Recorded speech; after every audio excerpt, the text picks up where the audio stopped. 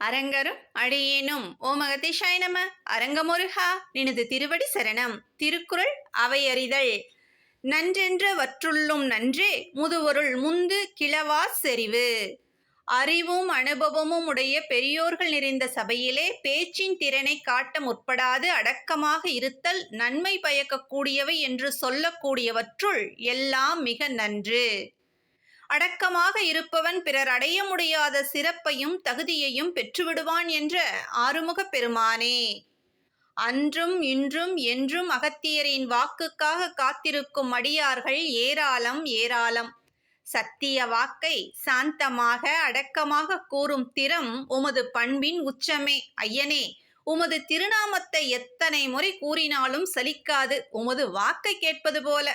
முருகா, சக்தி வடிவேலனின் வாக்கே எமது வாக்கு. சக்தியும் முக்தியும் தருவது ஞானத்தின் அருளே. எத்தனை திறன்பட்டவர்களையும் தனது ஞான அறிவால் மயக்கும் மதியை பெற்றவன் சிவபுதல்வன். அதில் நன்றி என்று சொல்லக்கூடியவை பல உள்ளன. சுருக்கமாக, இனிமையாக, ஆழமுடையதாக, கருத்தாக, பண்பாக, ஞான அறிவாக சொல்லுதலை குறிக்கும். அடக்கம் என்பதன் விளக்கம் யாது ஐயனே?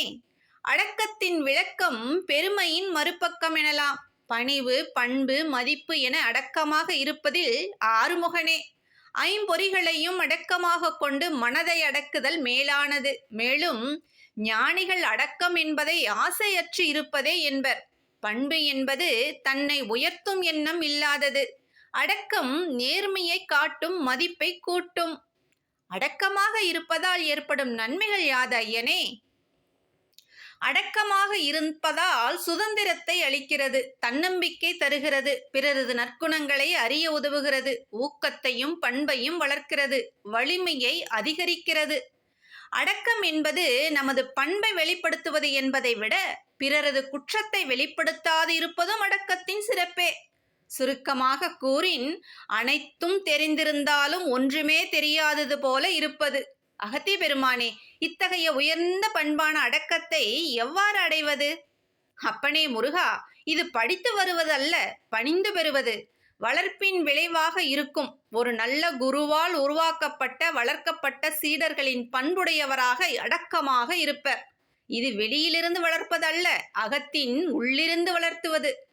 உண்மையாக இருப்பவர் அடக்கமாக இருப்பார்கள். அடக்கம் அதிகரிக்க அதிகரிக்க ஞானத்தை அடைய வழிவகுக்கும். அடக்கத்தின் மறு வடிவமே ஆறுமுகப் பெருமான்தான்.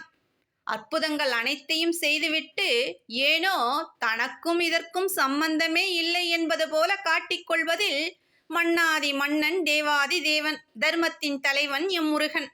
உண்மை உண்மை ஐயனே, முற்றிலும் உண்மையே. அப்பப்பா, எத்தகைய பண்பு, எத்தகைய அடக்கம்! இத்தகைய பண்பில் சிறிதளவேனும் நாங்கள் பெற அருளாசி புரிந்திட வேண்டும் ஐயனே. நன்றிகள் பல கோடி ஐயனே. முருகன் திருவடி வாழ்க வாழ்க.